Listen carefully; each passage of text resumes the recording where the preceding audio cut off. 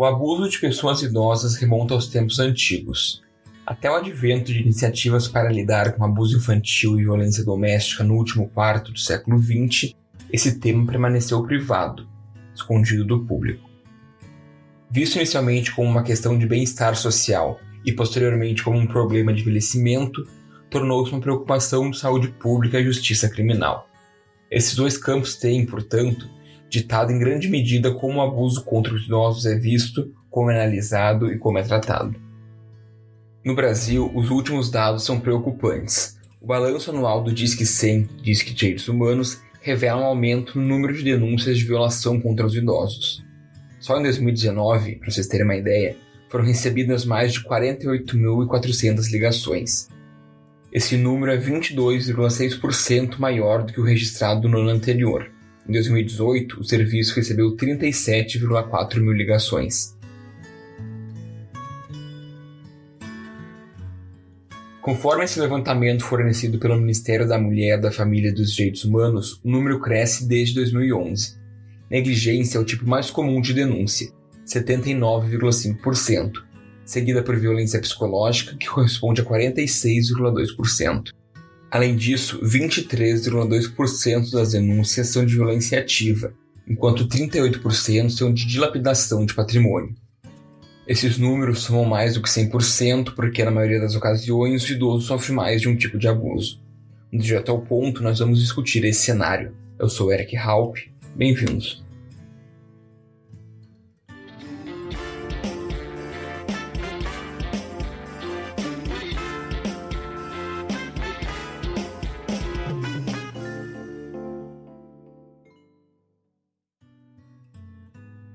Os maus tratos a idosos foram descritos pela primeira vez em revistas científicas britânicas em 1975, sob um termo um tanto quanto cômico: espancamento de vovós. Como questão social e política, no entanto, foi o Congresso dos Estados Unidos que primeiro se ocupou do problema. Durante a década de 1980, pesquisas científicas e ações governamentais foram relatadas na Austrália, Canadá, Hong Kong, Noruega, Suécia e nos Estados Unidos. Na década seguinte, na Argentina, no Brasil, no Chile, na Índia, em Israel, no Japão, na África do Sul e no Reino Unido. Embora o abuso de idosos tenha sido identificado pela primeira vez em países desenvolvidos, onde a maior parte das pesquisas foi realizada, evidências anedóticas e outros relatórios de alguns países em desenvolvimento mostram que esse é um fenômeno universal. E o fato de que o abuso de idosos está sendo levado muito mais a sério agora reflete a crescente preocupação mundial com os direitos humanos, a igualdade de gênero, a violência doméstica e também o envelhecimento da população. A preocupação com esse tema aumentou com a percepção de que nas próximas décadas, tanto nos países desenvolvidos quanto nos em desenvolvimento, haverá um aumento dramático da população idosa, que em francês é denominada de le troisième âge. Agora, prevê-se que até o ano de 2025, a população global de pessoas com mais de 60 anos mais do que dobrará, atingindo 1,2 bilhão. No Brasil, o levantamento realizado pelo Ministério informa que ocorreram 93,3 mil tipos de violações contra os idosos ao longo de todo o ano passado. No ranking por unidades da Federação, implementado recentemente, o estado de São Paulo ocupa o topo, com 11.752 denúncias. Em segundo lugar está Minas Gerais, com 7.367. Em seguida vem o Rio de Janeiro, com 6.071 ocorrências. Em quarto lugar está o Rio Grande do Sul, com 2.599 denúncias. No país existem alguns mecanismos para garantir a dignidade dos idosos. A Lei nº 10.741, de outubro de 2003, instituiu o Estatuto do Idoso. Esse documento está vigente desde janeiro de 2004 e veio para ampliar direitos que já estavam previstos em outra lei, a número 8.842, de janeiro de 94, e também na Constituição Federal. Dessa forma, ele se consolida como um instrumento poderoso na defesa da cidadania dos cidadãos e cidadãs daquela faixa etária, dando-lhes ampla proteção jurídica para usufruir direitos sem depender de favores, amargar humilhações ou simplesmente viverem com dignidade. Ao longo de seus 118 artigos são tratadas questões fundamentais, desde garantias prioritárias aos idosos até aspectos relativos ao transporte, passando pelos direitos à liberdade, à respeitabilidade e à vida, além de especificar as funções das entidades de atendimento à categoria, discorrer sobre questões de educação, cultura, esporte e lazer. Apesar disso, como nós mostramos aqui no podcast, os números não param de crescer. Foi nesse cenário que o senador Isalci Lucas, do PSDB do Distrito Federal, apresentou na semana passada um projeto de lei que cria o SOS Maus Tratos contra os Idosos. Ele seria um serviço exclusivo para receber denúncias ou suspeitas de abusos contra idosos em todo o território nacional. De acordo com o texto, registros de denúncias de violência física, emocional ou de qualquer dano a idosos poderão ser feitos pelos canais disponibilizados por telefone, fax, correio eletrônico, correspondência postal ou outros meios semelhantes. A minha colega Brenda Fernandes conversou com quem entende desse tema. Brenda, conta aí pra gente. Olá, Eric, tudo bom?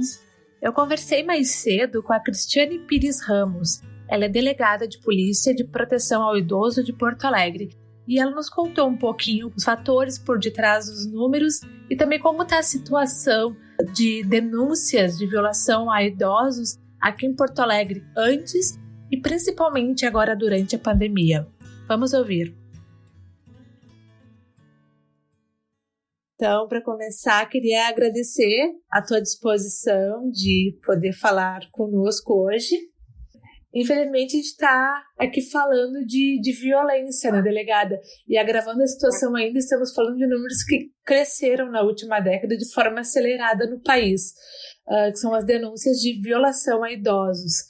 No Rio Grande do Sul, o balanço anual do Disque 100 registrou 2.599 denúncias de algum tipo de violação a este grupo em 2019. Como você avalia a situação? É possível que esse cenário seja ainda bem pior se formos pensar nas subnotificações e outros fatores? Olá, Brenda. Primeiro, muito obrigada pela oportunidade de fala. Eu aproveito todos os espaços que me são dados, porque a gente precisa muito falar sobre a violência contra o idoso. O idoso muitas vezes é invisível e quanto mais a gente fala, mais a gente fomenta esses canais.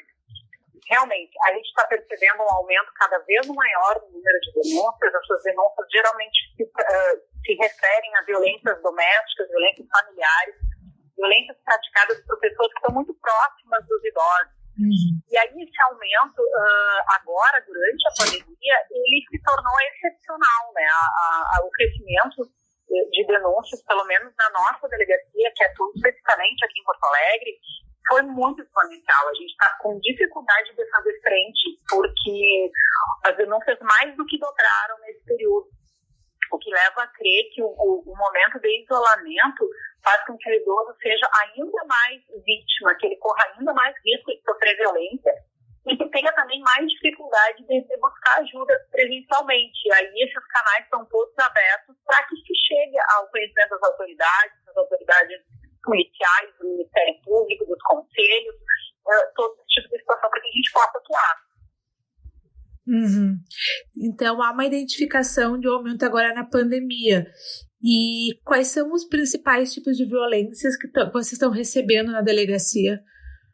Perfeito. A gente recebe muitas situações, geralmente envolvendo violência familiar, daquele idoso que sofre violência por parte do filho, do neto, da neta, de alguém que é da família consanguínea dele. Ou ainda violência doméstica, que é o idoso que sofre violação de seus cuidadores, de empregados, de alguém que circula ali dentro da casa dele. Temos situações ainda envolvendo violência institucional, que acontece dentro das instituições de longa permanência, onde esse idoso muitas vezes está completamente vulnerável, dependendo de cuidados, e aí aquelas pessoas que estão mais próximas são as que praticam violência.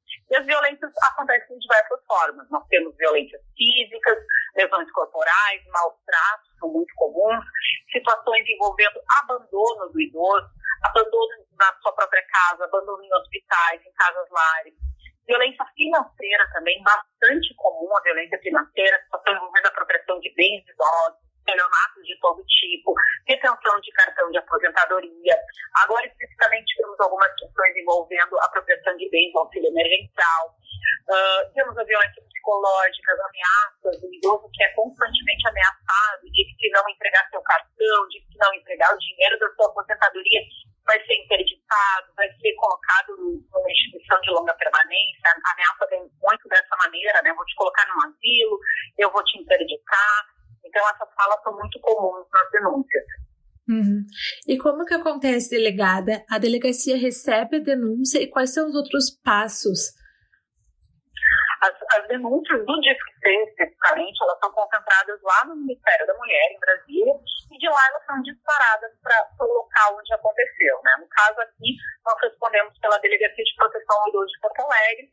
Então, as denúncias que acontecem com violação de direito do idoso, elas chegam na nossa delegacia, elas passam por um filtro inicial, onde a gente verifica se já não há uma ocorrência ou um inquérito policial que trate exatamente daquela situação, se já não há uma duplicidade, porque às vezes as pessoas fazem denúncia no Disque-100, fazem paralelamente denúncias no Ministério Público ou registram ocorrência. Então, primeiro a gente faz essa análise para ver se a gente já não está com aquela situação, e aí uma equipe é deslocada para fazer uma busca ativa nesse endereço, verificar lá em loco o que está acontecendo, conversar com esse idoso, verificar se aquela situação realmente é real. A partir daí é feito um relatório desse atendimento que retorna, então, para a autoridade policial analisar se é caso de instauração, se aquela denúncia se confirmou, se vai se instaurar um inquérito, ouvir testemunhas, encaminhar aquela pessoa para perícias em geral, para verificar se ela, por exemplo, sofreu massacre, se ela precisa fazer um exame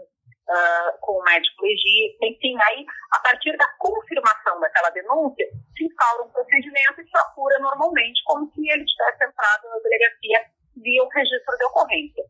Mas muitas das vezes a gente não confirma aquela denúncia. A gente verifica, então, lá no local que o idoso não está confirmando aquela situação, que aquilo daqui a pouco foi um mal entendido, que eventualmente alguém viu alguma coisa e quis fazer essa denúncia. A gente tem situações bastante comuns que são filhas brigando para ver qual deles vai poder administrar a aposentadoria do idoso, e nessas brigas, muitas vezes, um acaba denunciando o outro e gerando uma denúncia anônima. Então, a denúncia é um produto maravilhoso de se trabalhar, mas às vezes as pessoas deturpam isso e fazem denúncias infundadas e acabam gerando um retrabalho da Polícia Civil. Pois é. E, bom, pegando esse gancho, como que a gente pode orientar a pessoa que está nos ouvindo a identificar um caso de violação ao idoso para fazer a denúncia? Pois é, o idoso muitas vezes ele vai precisar justamente que alguém fale por ele, que um terceiro fale por ele, ainda mais nesse momento de isolamento social, nesse momento em que isolamento é uma medida de saúde. E o idoso muitas vezes vai estar isolado com o seu algoz, com a pessoa que o agride. É importante que a sociedade se aproprie dessa responsabilidade pelo idoso, porque além do Estado ser responsável e da família ser responsável, toda a sociedade é responsável pelos direitos dos idosos. Todos nós vamos chegar lá.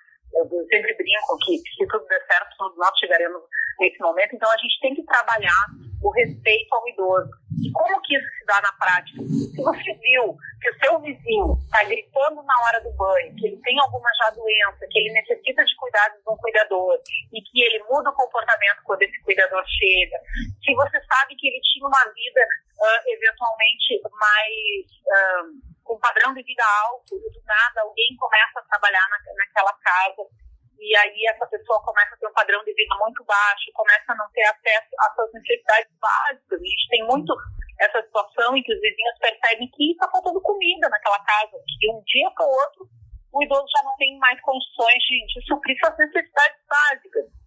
Você vai verificar e tem alguém se apropriando daquele valor. Então, sempre que houver esse idoso que às vezes fica mais deprimido, que fica mais quieto, ou mesmo o idoso que às vezes tem manchas pelo corpo, manchas de agressão, o cuidador o bom cuidador, o bom profissional, ele é um grande parceiro da sociedade, da polícia e do idoso, porque ele muitas vezes denuncia a violência que o idoso sofre por parte da família. Quando ele chega para trabalhar, ele verifica situações de violência. Nós já tivemos situações de violência sexual que o cuidador percebeu que havia algo errado e que aquele idoso que aquela idosa estava sendo vítima de violência sexual. Então, sempre que se perceber, há uma série de canais em que as pessoas podem salvaguardar a sua identidade e denunciar e levar ao conhecimento da autoridade alguma coisa que seja estranha que eles estejam percebendo. Certo. Como forma de garantir a integridade, nós temos um recurso muito importante há 14 anos, que é o Estatuto do Idoso também, né, delegada? Como você avalia a eficácia deste instrumento no Brasil e no Rio Grande do Sul também? Assim, eu sou bastante crítica em relação às medidas que nós temos no Estatuto do Idoso. E aí, quando eu falo disso, eu falo que elas não são suficientes ainda. Nós temos um Estatuto muito bom, mas que na questão criminal ele não chega a proteger o idoso como nós gostaríamos.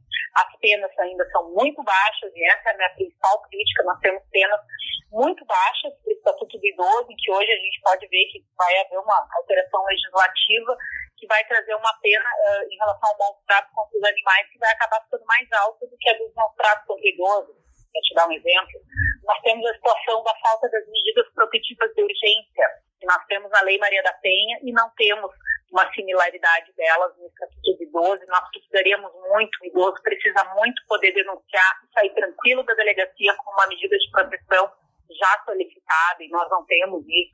Então, o Estatuto, sim, é uma legislação maravilhosa, mas na parte criminal, que é a parte que me cabe, eu percebo que ele ainda tem falhas e ele ainda não protege suficientemente.